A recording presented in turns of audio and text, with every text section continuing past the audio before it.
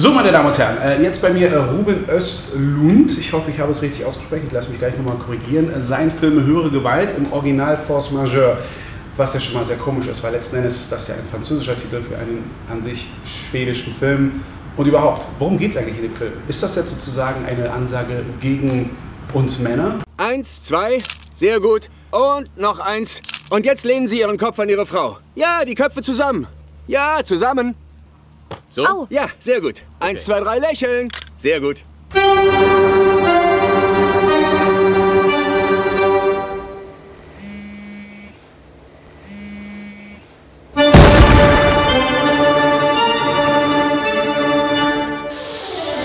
Wir sind hier, weil Tomas unheimlich viel arbeitet.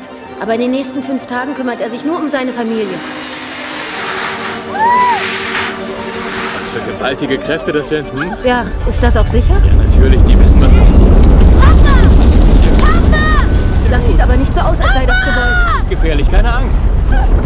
Papa! Harry, Harry! Als die Lawine kam, da bist du vom Tisch weggerannt. Nein. Du hast iPhone und Skihandschuhe genommen und bist von mir und den Kindern so schnell du konntest weggerannt.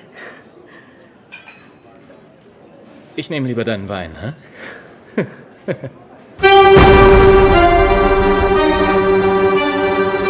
Ich sehe das, was uns passiert ist, etwas anders.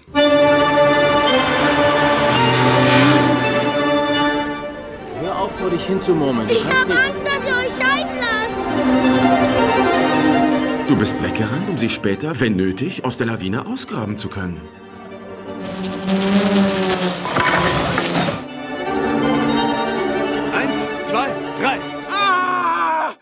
Verflucht nochmal, was ist das alles für eine verdammte Scheiße? Du weinst nicht richtig, oder? Nein, vielleicht nicht.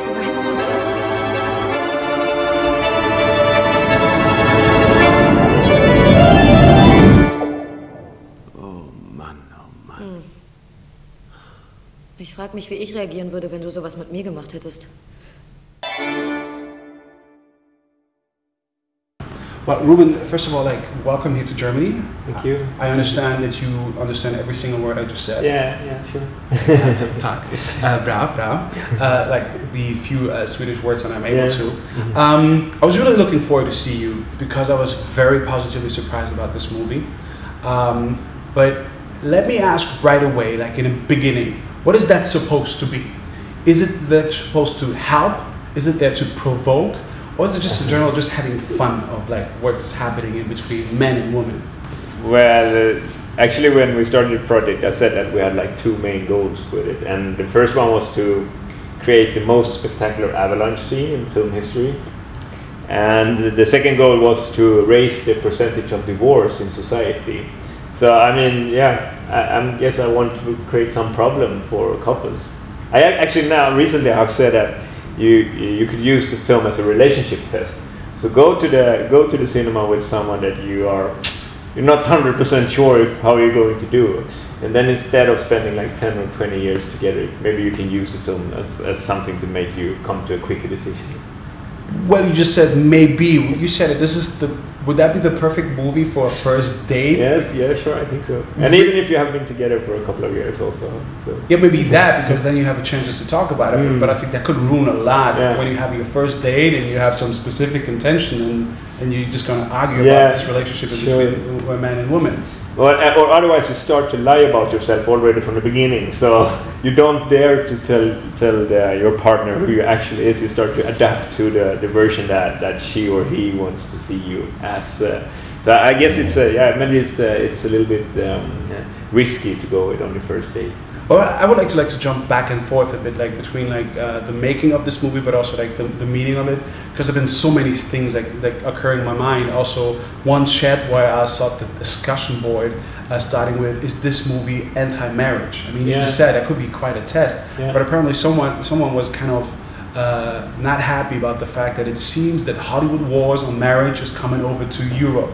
Yeah. Would you agree that this movie is really part of that hatred from Hollywood against the institution of marriage? But I don't agree on that American movies have that kind of content in the film. I actually think that they are very, very conservative when it comes to family structure. You can see there's so many films that there's like a family living in peace, and suddenly they are threatened by an outside enemy, and the man in the family has to use violence to defend his family, and then when he has succeeded, he can go back and living in peace with his family. This is like the most common content of an American movie, I would say. But maybe they are talking about like Gone Girl or movies like that when it comes to criticizing the structure of the family. All right, so we can erase that one. Yeah. As whoever posted that one outside, you just might be now know some more about it. I mean, even the monkeys in Planet of the Apes are living in nuclear family, which is totally ridiculous. If you have seen it, you know. Right, yeah. So the fundamental way of looking at American society is like that the nuclear family is something that is in our genes or something. We don't look at it from an historical aspect when it comes to the American cinema. But altogether saying that this is like a European film, this is really like a typical European film, because I think you have to call it like a Scandinavian movie, as you Swed. There's a Swedish IKEA prototype family, as we like to call them.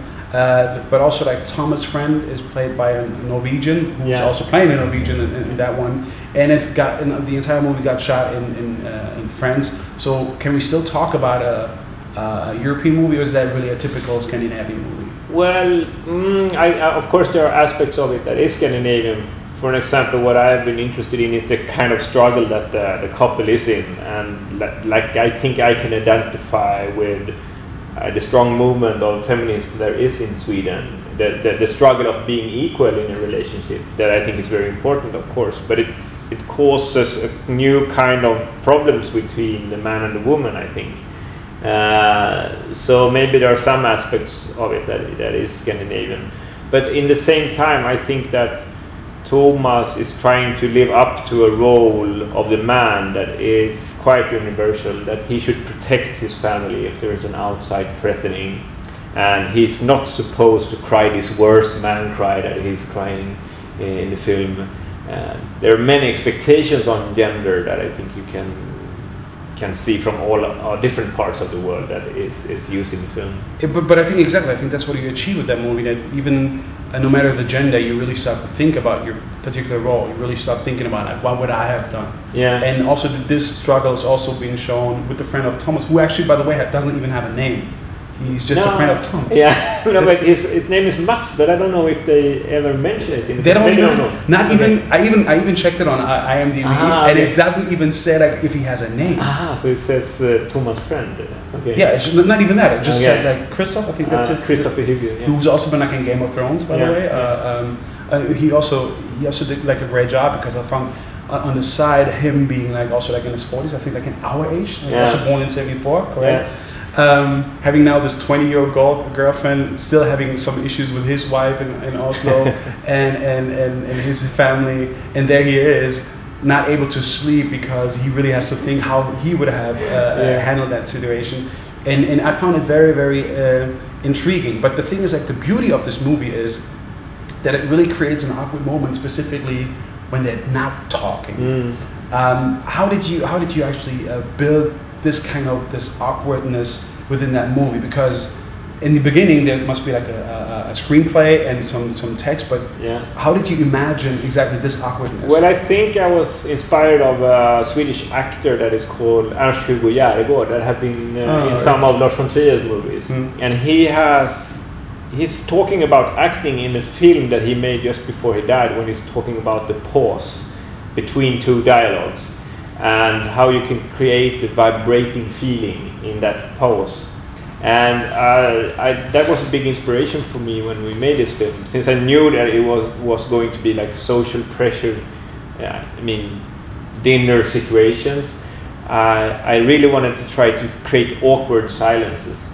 And I was talking a lot about this with the actors, to just remain silent as long as you feel it is possible before you say anything. And I have the possibility to let it be a little bit shorter or longer in the editing afterwards, but I really wanted to make it painful to audience to watch those dinner scenes, and then also break the silence with an absurd, trivial, comical event, or things things like that. But also what we have to say about this movie, in particular these days where everybody's talking about second screen experience, meaning if you watch a movie and you just check your emails and send like Facebook messages, that's the movie where it's quite impossible to do so, because you always have to pay attention what is happening on the screen, because it's really what happens in their faces. So this pretty much seems to be a movie that disqualifies itself for a young audience, which are not going to be able just to watch that movie without their cell phone.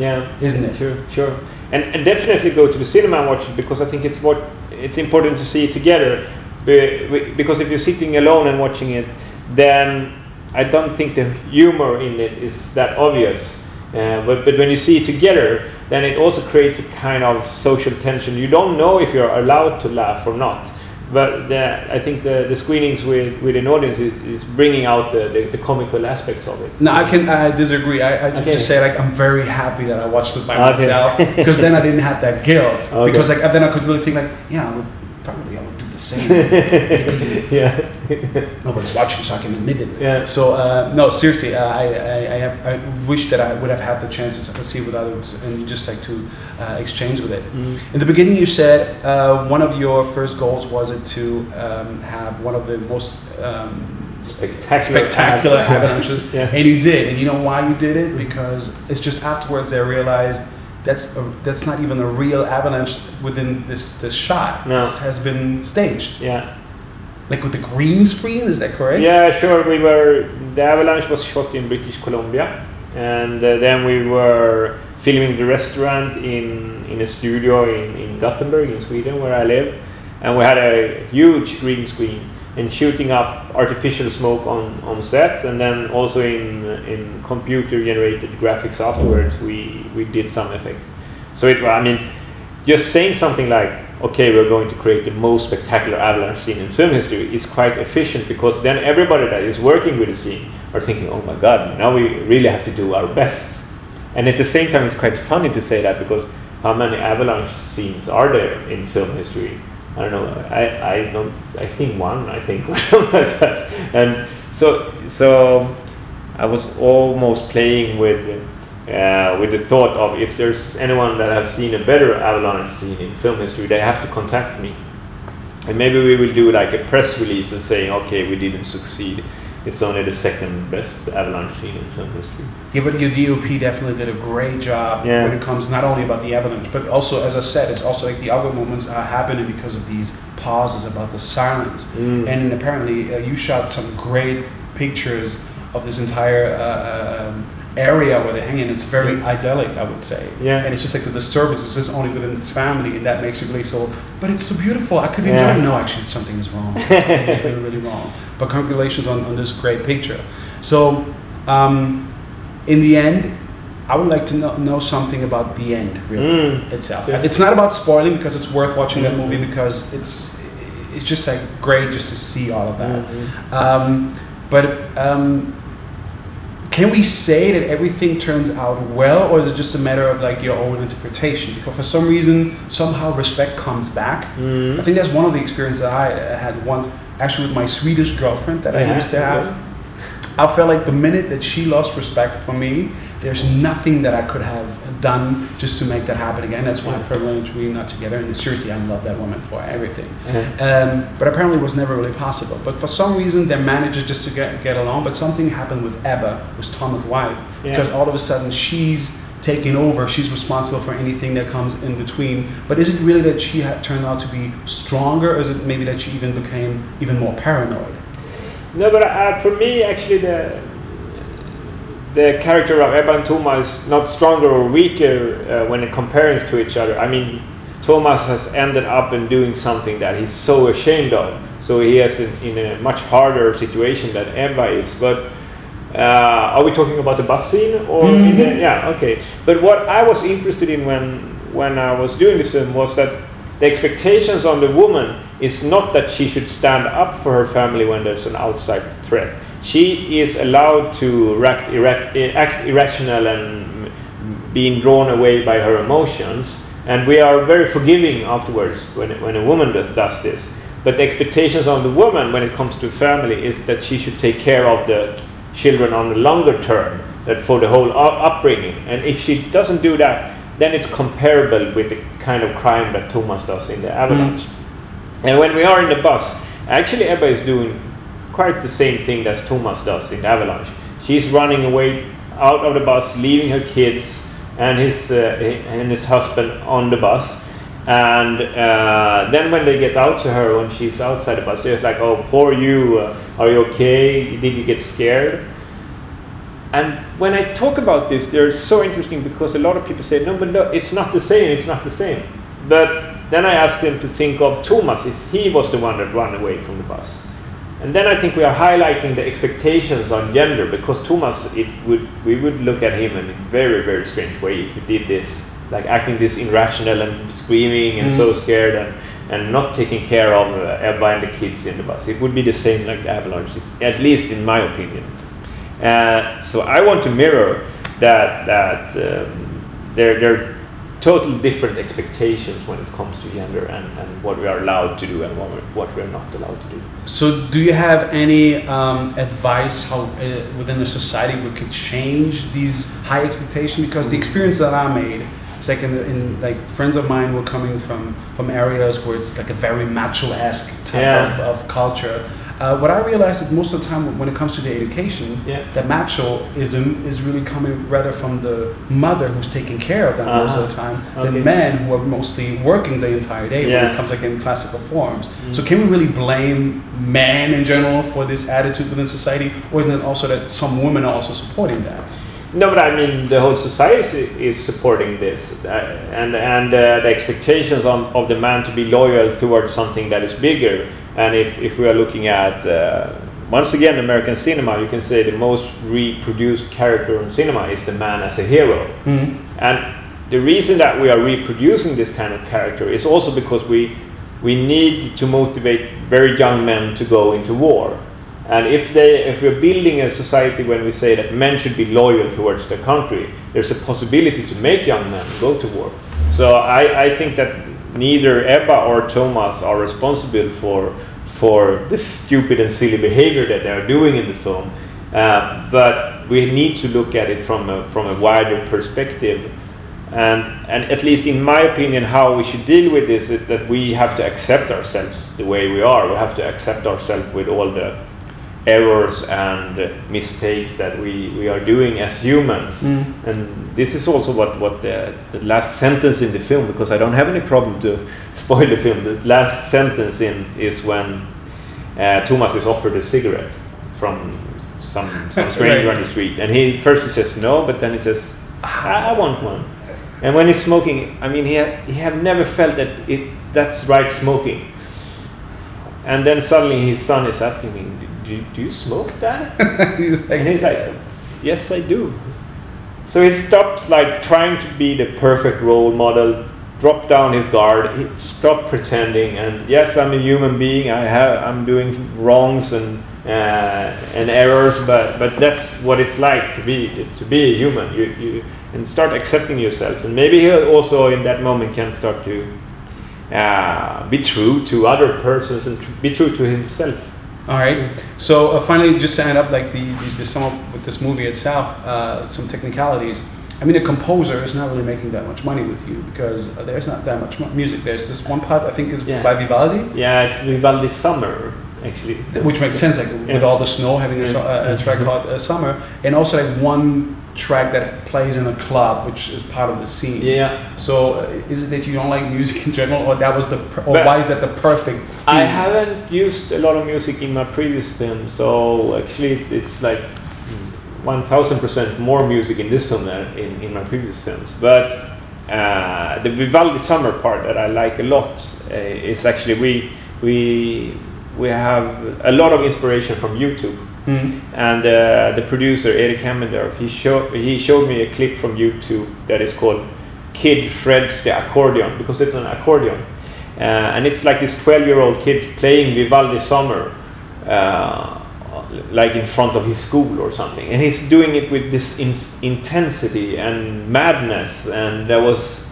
I think you could relate to the situation that the family is in. And I wanted to use this music and just bring up the tempo in the film, and then go deep into some scenes, let them be really, really slow, and then Vivaldi Summer again. So, yeah, kind of madness, a kind of desperate feeling that I think is in the film is so much in this accordion version of Vivaldi Summer. Okay, and almost last question. Like the German title is like Höhere Gewalt, but you decided in the original version to give him like a French title. Why is that? Force majeure. Yeah, force majeure is actually something a word that we use in Sweden also when it comes to legal terms and insurances when we are traveling. And I think it's a Swedish term that you're using. Yeah, we use the French force majeure also in Sweden. Okay. But as the legal term for insurances. And what I really like about both Höhere Gewalt and force majeure is that it's highlighting that there's an agreement when it comes to a marriage, and when this incident happens with the avalanche, the agreement doesn't exist anymore. So now there are new rules, and they don't know how to adapt to the new rules of this game, and that's the force majeure. Yeah, but you see, that's why I didn't really understand why you're using that French word term. And now this movie has been submitted officially now to the Academy Awards for 2015. Is that does it excite you, or is it something that you said like, this is a great movie, I want Hollywood to see it, or how do you see your chances? But I recently were in New York and in LA, and we have recently had the US release of the film, and the reviews have been really, really good, and it's something that is completely new for me. I mean, my second feature, Involuntary, was also the Swedish Oscar submission, and they didn't understand that film at all. You know, when I was to screenings with that film, the journalists afterwards, they were like looking down on the floor. They didn't want to meet my eyes because they thought the film was so strange. And it was quite successful in Sweden, Involuntary. But force majeure was actually, I think it works even better in an American context. Maybe also because the family is holy in the American society, and maybe there are even more expectations on the man in the American society to be the one that runs the economic in the family, and also to stand up for his family, and to have a divorce in American society is more controversial than it is in Scandinavian society, I guess. Well, at least it guarantees you 50%. Yeah. That's a good thing. Yeah. I heard. No, but thank you so much. Let me call my Swedish ex-girlfriend and just talk about this movie. You should say to her to go and see the film. And to be honest, that's exactly what I intended to do. Just to say like, you know what, you should see the movie. Just think about it. As I like to call her anyway, my Swedish Latina, because she was absolutely not the typical Swedish girl you would assume. So thank you very much. All I can say is like bra and hej då. Tack så mycket, hej då.